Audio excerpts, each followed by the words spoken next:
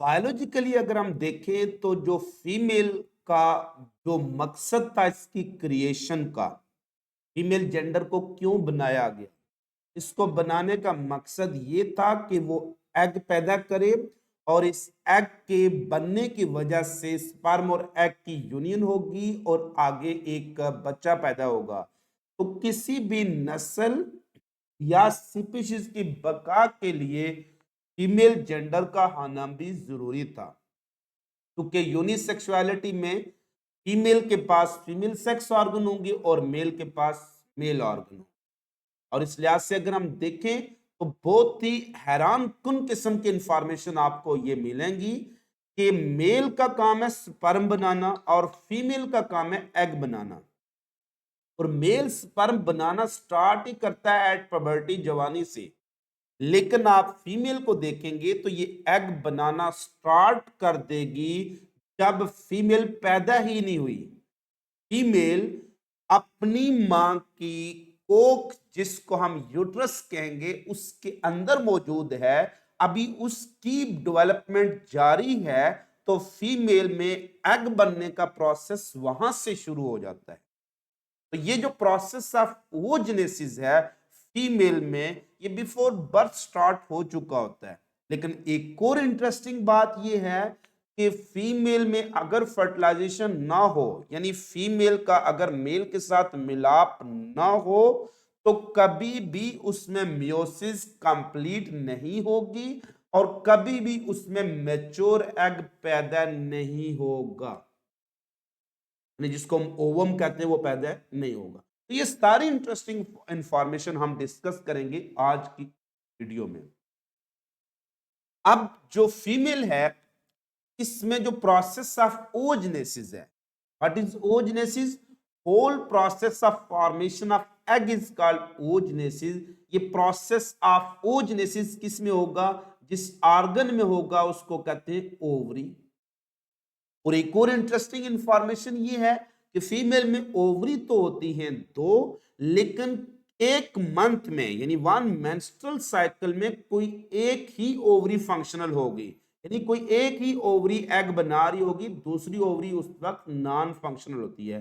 लिहाजा अगर फीमेल में एक ओवरी डैमेज भी हो जाए तो दूसरी ओवरी की मौजूदगी में एग का प्रोसेस बनता रहेगा।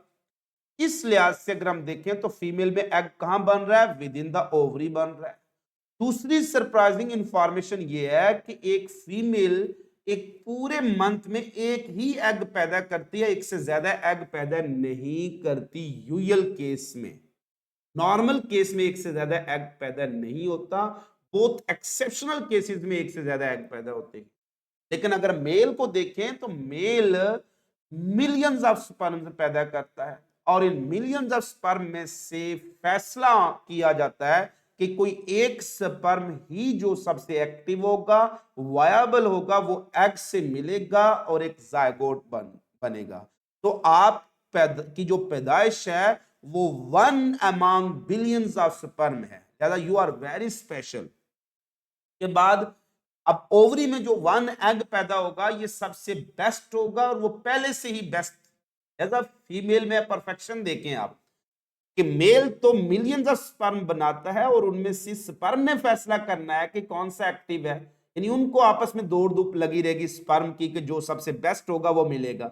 लेकिन फीमेल इस लिहाज से इतनी ज्यादा रिस्पॉन्सिबल होगी कि उसकी ओवरी में एग ही एक पैदा होगा और वही पैदा होगा जो सबसे बेस्ट होगा। ये एक अच्छा एक ही बनाना है और सबसे बेस्ट बनाना है।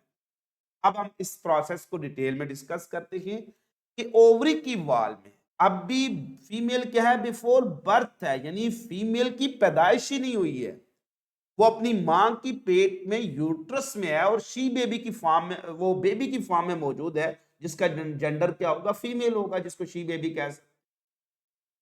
अब वो फीमेल मां की पेट में है, उसकी ओवरी बन चुकी है, ओवरी बन चुकी है और ओवरी के अंदर ओवरी की जो जर्मिनल वॉल होती है, उस जर्मिनल वॉल में प्रोसेस के एक प्रोसेस है, माइटोसिस के जरिए डिप्लॉइड सेल बनते थे दैट आर कॉल्ड ओगोनिया। एक से ज्यादा ओगोनिया आते हैं, हम एक ओगोनिया को डिस्कस करेंगे, वन ओगोनिया, चूंकि एक ही आगे कंटिन्यू करेगा डेवलपमेंट को।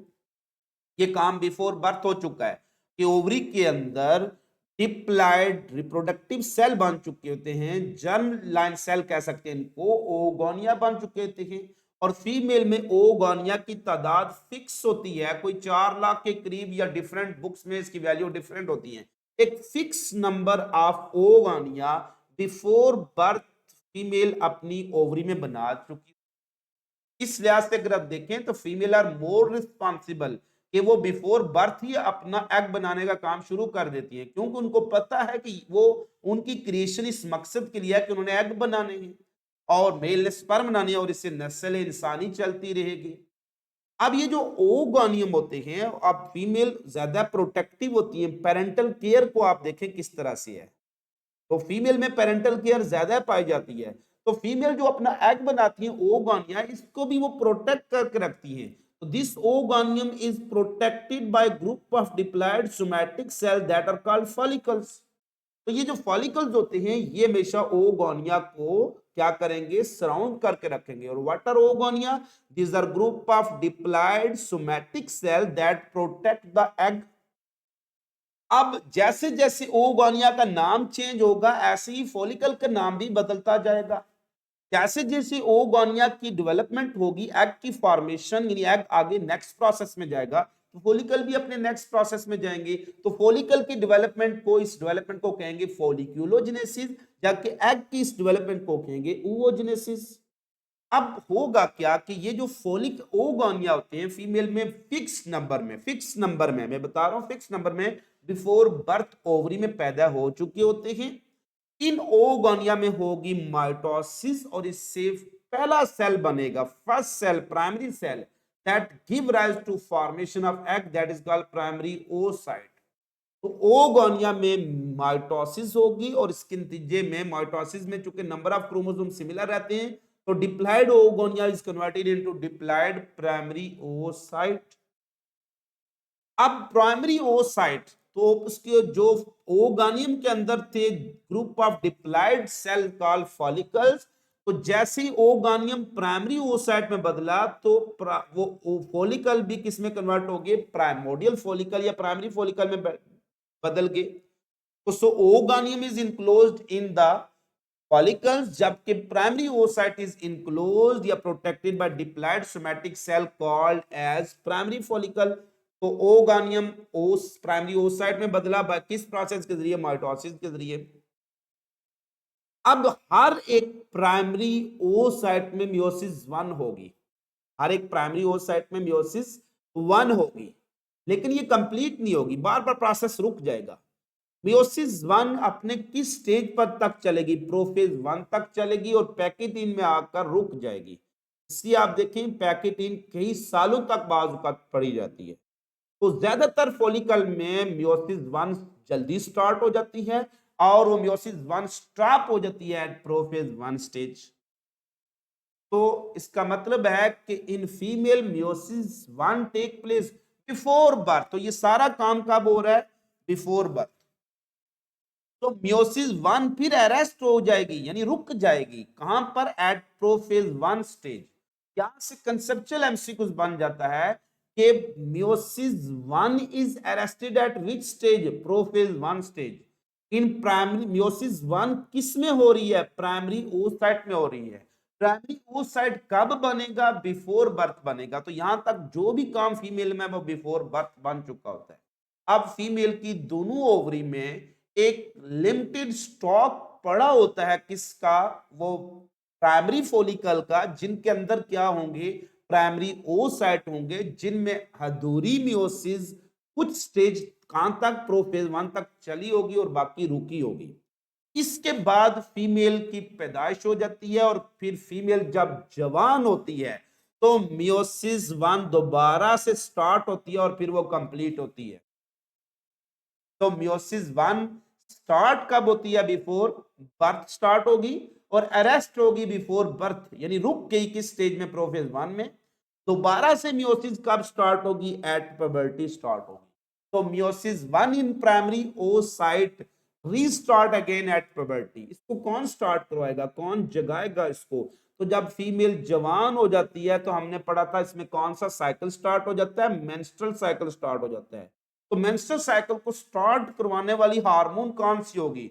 जो फॉलिकल स्टिमुलेटिंग हार्मोन होती है। जब फीमेल जवान होगी तो ये सिग्नल ब्रेन ने देना है, ब्रेन में होगा हाइपोथैलेमस, वहां से पैदा होती है गोनेडोट्रोपिन रिलीजिंग हार्मोन पैदा होती हैं, वो जाकर इंटीरियर पिट्यूटरी को स्टिमुलेट करेगी कि क्या हार्मोन पैदा करें? एफएसएच पैदा करें। FSH mean follicle stimulating hormone. ये जाकर फॉलिकल पर एक्ट करेगी, ओवरी पर, तो उनको कहेगी कि आप अपनी ग्रोथ को दोबारा शुरू करें। तो प्राइमरी फॉलिकल फिर ग्रो करेगा तो वो किस में कन्वर्ट हो जाएगा? Secondary follicle.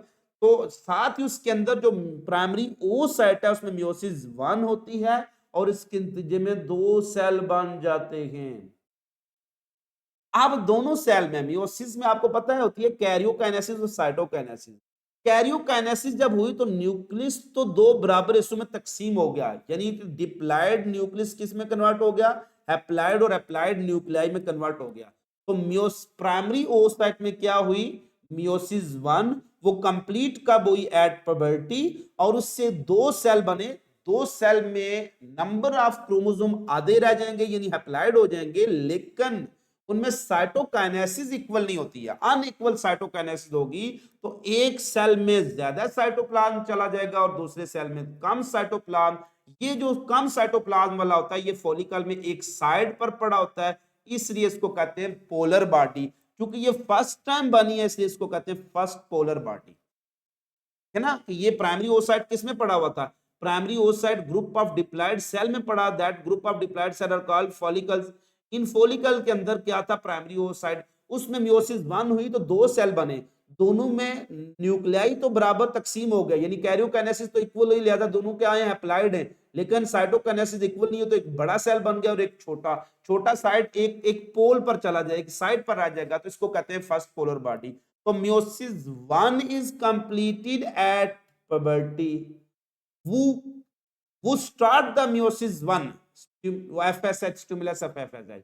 तो FSH फिर meiosis 1 को कंप्लीट करवाती है और इसके नतीजे में सेकेंडरी oocyte बनता है। और सेकेंडरी oocyte और फर्स्ट पोलर बॉडी में क्या चलेगी? meiosis 2, लेकिन फिर रुक जाएगी, स्टॉप हो जाएगी एट मेटाफेज 2 स्टेज। तो जो मियोसिस बिफोर बर्थ हो रही है वो मियोसिस 1 है, और मियोसिस 1 कहां पर स्टॉप हो रही है? वो प्रोफेज में स्टॉप हो रही है। मियोसिस 1 को रीस्टार्ट कौन करवाता है? Signal of FSH. लेकिन मियोसिस 2 कब स्टार्ट होती है? वो प्यूबर्टी में ही होती है। मियोसिस 2 किस में होगी? वो सेकेंडरी oocyte और फर्स्ट पोलर बॉडी में होगी। और मियोसिस 2 कहां पर स्टॉप होगी? एट मेटाफेज स्टार्ट 2 जाकर स्टॉप हो जाएगी, यानी मेटाफेज के बाद एना या टीलोफेज नहीं होगा। यहां से आगे प्रोसेस तभी होगा अगर फीमेल में फर्टिलाइजेशन होगा। तो जब मियोसिस 1 कंप्लीट होती है तो प्राइमरी फॉलिकल किस में कन्वर्ट हो चुका है? Secondary follicle. और सेकेंडरी फॉलिकल में प्राइमरी oocyte किस में ग्रो कर चुका है? प्राइमरी oocyte ग्रो कर चुका है सेकेंडरी oocyte में, और इसके पास क्या मौजूद है? फर्स्ट पोलर बॉडी है। अब यहां से आगे मियोसिस 2 चलेगी, यानी थोड़ा सा ग्रोथ होगी सेकेंडरी oocyte की, और फिर मेटाफेज 2 में जाकर वो आगे नहीं चलेगा, रुक जाएगी, यानी एग की आगे डेवलपमेंट नहीं होगी। लेकिन फॉलिकल आगे सेकेंडरी फॉलिकल से किस में चला जाता है? टर्सरी फॉलिकल, जिसको एंट्रल फॉलिकल कहते हैं। और एंट्रल फॉलिकल की पहचान क्या होती है? उसमें एक फ्लूइड फिल्ड कैविटी बनी होती है और इसके एक साइड पर क्या पड़ा होता है? सेकेंडरी oocyte और फर्स्ट पोलर बॉडी पड़ी होती है। अब ये जो सेकेंडरी, ये जो फॉलिकल्स है, ये टर्सरी फॉलिकल है, मैच्योर फॉलिकल, इसको आकर एलएच हार्मोन जो होती है वो रप्चर करती है। तो this rupturing of tertiary follicle, और इससे रिलीज क्या होगा? सेकेंडरी oocyte बाहर निकलेगा, दिस इज कॉल्ड ओवुलेशन। तो ओवुलेशन में असल में क्या चीज रिलीज हो रही है? सेकेंडरी oocyte रिलीज होता है, एग रिलीज नहीं हो रहा होता।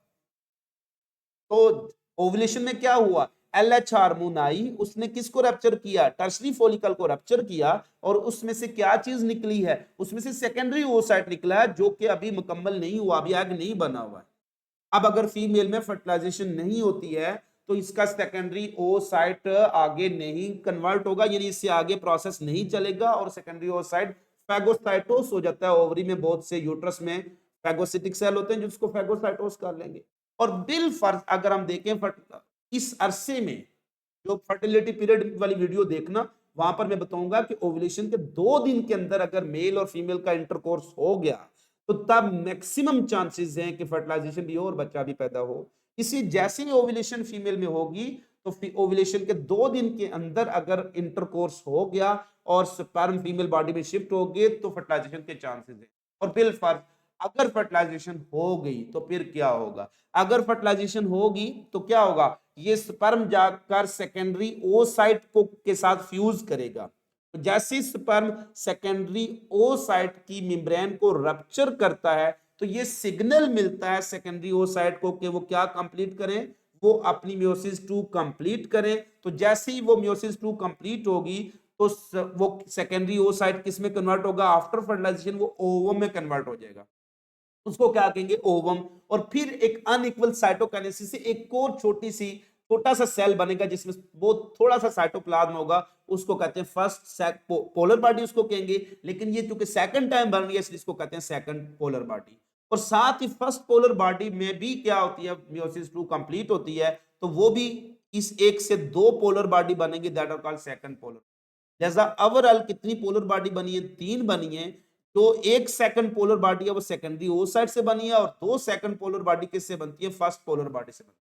आपको पता है मियोसिस 1 मियोसिस के नतीजे में 1 से 4 सेल बनते हैं, 1 से 4 सेल बनते हैं। तो पहले मियोसिस 1 हुई तो उसमें एक सेकेंडरी ओसाइट बना और एक फर्स्ट पोलर बॉडी बनी, 2 सेल हो गए। फिर सेकेंडरी ओसाइट में भी मियोसिस 2 होगी और फर्स्ट पोलर बॉडी में भी मियोसिस 2 होगी। तो सेकेंडरी ओसाइट में जब मियोसिस 2 होगी तो उससे एक तो बड़ा बड़ा सेल बनेगा जिसको हम ओवम कहेंगे और एक छोटा सेल बनेगा जिसको हम पोलर बॉडी, क्योंकि सेकंड टाइम बन रही है जिसको कहते हैं सेकंड पोलर बॉडी। और फिर मियोसिस जो 2 कंप्लीट होगी फर्स्ट पोलर बॉडी, इससे भी 2 सेल बनेंगे, दोनों का नाम क्या होगा? Second polar body. जैसा ओवरऑल 3 पोलर बॉडी बनती है, इनका काम क्या होता है? They are used as a nourishment, ये सिर्फ नरिशमेंट के तौर पर इस्तेमाल होती है। एग इनको खा जाता है खुराक के तौर पर। लिहाजा 3 में से 3 सेकंड पोलर बॉडी को खा लिया जाता है, अबॉर्ट कर लिया जाता है और उनकी खुराक कौन इस्तेमाल करता है? ओवम। तो जैसे ही मियोसिस 2 कंप्लीट होगी तभी स्पर्म इंटर हुआ था, उसका न्यूक्लियस फ्यूज नहीं किया था। तो स्पर्म का न्यूक्लियस भी क्या है? हैप्लॉइड है। तो जैसे स्पर्म जब ओवम बन जाएगा तो फिर क्या होगा? स्पर्म का न्यूक्लियस और एग का न्यूक्लियस आपस में मिलेंगे तो बन जाएगा डिप्लॉइड जायगोट। तो जायगोट बन गया तो इट्स मीन कि फर्टिलाइजेशन हो चुकी है, कंप्लीट हो गया, सक्सेसफुल हो गया है। लेकिन आगे बच्चा कब पैदा होगा? अगर ये इम्प्लांट होगा तो इस जायगोट में फिर बाद में होगी क्लीवेज और क्लीवेज के नतीजे में क्या होगी? 1 से 2 सेल, जो सेपरेट वीडियो मैंने बनाई हुई है, 2 से 4, 4 से 8 सेल और एक मैस ऑफ सेल बनता है। फिर वो मैस ऑफ सेल जब वो ब्लास्टुला स्टेज होती है तो वो जाकर मां की यूट्रस के साथ अटैच होती है, वहां पर उनमें कनेक्शन बनता है, that is called placenta. Placenta बन गया तो फिर एक हार्मोन रिलीज होती है, that is called human chorionic gonadotropin hormone, HCGH, जो कि अपीयर होती है ब्लड या यूरिन में, जिसको प्रेगनेंसी टेस्ट कहते हैं। तो वहां पर जब ये प्लेसेंटा बन जाएगा तब कहते हैं कि प्रेगनेंसी हो गई है। अगर नहीं बनेगा तो ये जायगोट भी डिस्ट्रॉय हो जाएगा। अगर प्लेसेंटा बनने में नाकाम हो गया तो ये जायगोट भी डिस्ट्रॉय हो जाएगा, इसको फैगोसिटिक सेल खा लेते हैं। लिहाजा अगर एमसीक्यूज पूछा जाए कि कौन सा ऐसा प्रोसेस है जो फीमेल में बिफोर बर्थ होता है, ओगोनियम से प्राइमरी ओसाइट तक बनने का जो भी प्रोसेस है वो बिफोर बर्थ होता है। एट प्यूबर्टी मियोसिस 1 कंप्लीट होती है और प्राइमरी ओसाइट से सेकेंडरी ओसाइट तक जो काम है ये एट प्यूबर्टी जवानी में होता है। हर मेंस्ट्रुअल साइकिल में सिर्फ इसीलिए एक एग बनता है, इसलिए फीमेल में सिर्फ एक एग बनता है, क्योंकि जब मेंस्ट्रुअल साइकिल स्टार्ट होता है तो बहुत से फॉलिकल की ग्रोथ शुरू होती है। यानी ऐसे बहुत से फॉलिकल होते हैं वो ग्रोथ स्टार्ट करते हैं लेकिन अक्सर अपने रास्ते में मारे जाते हैं और सिर्फ एक ही एग कामयाब होता है मुकम्मल बनने में, इसलिए female produce only 1 egg because all the remaining follicles they rupture हो जाते हैं in a process called follicle atresia. So female produce only 1 egg per menstrual cycle या पर मंथ। और कौन से प्रोसेस आफ्टर फर्टिलाइजेशन होंगे? वो सेकेंडरी ओसाइट से ओवम का बनना या जायगोट का बनना और सेकंड पोलर बॉडी का बनना, ये एट प्यूबर्टी होंगे। सो फीमेल में एक प्राइमरी ओसाइट से कितने एग बनेंगे? ओनली 1 एग बनेगा और 1 ही जायगोट बनेगा। और फीमेल में एक सेकेंडरी ओसाइट से कितना एग बनेगा? वो भी 1 बनेगा। एक प्राइमरी ओसाइट से कितनी पोलर बॉडी बन रही है? फर्स्ट पोलर बॉडी एक ही बन रही है, लेकिन सेकंड पोलर बॉडी टोटल कितनी बन रही है? 3 बन रही है। सेकेंडरी ओसाइट से पोलर बॉडी एक बनती है और फर्स्ट पोलर बॉडी से 2 पोलर बॉडी बनती है। तो ये कुछ कंसेप्चुअल एमसीक्यूज आपसे पूछे जा सके। अब हम देखते हैं कि एक कंडीशन आपने देखी होगी जो फ्रेटर्नल ट्विन है, बाज औकात दो, तीन, चार, पांच बच्चों की पैदाइश हो रही होती है। तो ये एक एक्सेप्शनल केस है जिसमें फीमेल में बाज औकात more than 2 follicles at a time grow करते हैं और 2 एग बना देते हैं। यूजुअल केस क्या है कि फीमेल में सिर्फ और सिर्फ बहुत से फॉलिकल पड़े हैं, लाखों के हिसाब से फॉलिकल पड़े हैं।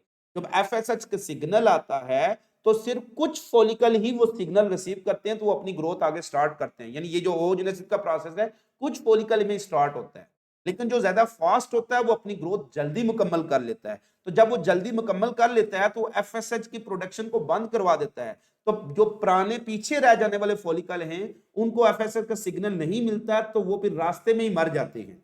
ऐसी है जैसे एक दौड़ में बहुत से लोग दौड़ते हैं, एट अ टाइम दौड़ स्टार्ट करते हैं, तो सबसे तेज होता है वही आगे डेस्टिनेशन पर पहुंचेगा और वही कामयाब होगा।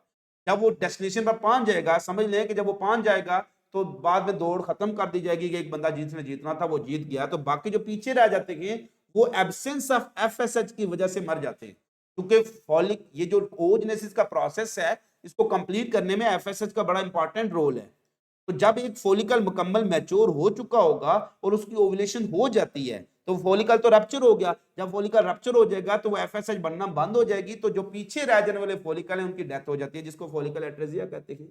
बाज का ये होता है कि दो लोग एट अ टाइम डेस्टिनेशन पर पहुंचते हैं, यानी दोनों बराबर की दौड़ कर रहे हैं। इसी तरह से बाज फीमेल में दो या दो से ज्यादा फॉलिकल साथ साथ ग्रो कर रहे होते हैं, यानी इसमें कामयाब हो जाते हैं कि उनकी ग्रोथ साथ साथ चल रही होती है। तो तीनों कामयाब, अगर दो साथ साथ चल रहे हैं तो दोनों की ग्रोथ मुकम्मल होगी और 2 एग बनेंगे। अगर 3 फॉलिकल बराबर के लेवल के हैं और तीनों डोमिनेंट है और तीनों इक्वली जो डोमिनेंसी रखते हैं तो फिर 3 एग बनेंगे। 4 हैं तो 4 एग बनेंगे, एक्सेप्शनल केस। यूजुअली फीमेल में एक ही एग बनता है, बाज का एक से ज्यादा एग बनता है। So this is all about the process of oogenesis. This whole process of formation of egg is called oogenesis. इसमें क्या होता है, ओगोनिया में माइटोसिस होती है तो प्राइमरी oocyte बनते हैं। प्राइमरी oocyte में मियोसिस 1 होती है तो एक सेकेंडरी oocyte बनता है और एक फर्स्ट पोलर बॉडी बनती है। फिर अगर फर्टिलाइजेशन होगी तो मियोसिस 2 कंप्लीट होगी तो सेकेंडरी oocyte से एक ओवम बनेगा और एक सेकंड पोलर बॉडी, और फर्स्ट पोलर बॉडी से भी एक दो सेकंड पोलर बॉडी बनेगी और ओवम में फ्यूजन ऑफ न्यूक्लियस होगी तो जायगोट बन जाएगा। खुश रहिएगा, खुश रखिएगा, दुआ में याद रखिएगा। अगर आपको ये वीडियो पसंद आई है तो उन तमाम दोस्तों तक, कोलीग्स तक जरूर पहुंचाएं जिनको घर बैठकर इस वीडियो की बहुत ज्यादा जरूरत है, ताकि वो अपनी स्टडी को कंटिन्यू रख सकें। खुश रहिएगा, खुश रखिएगा, दुआ में याद रखिएगा।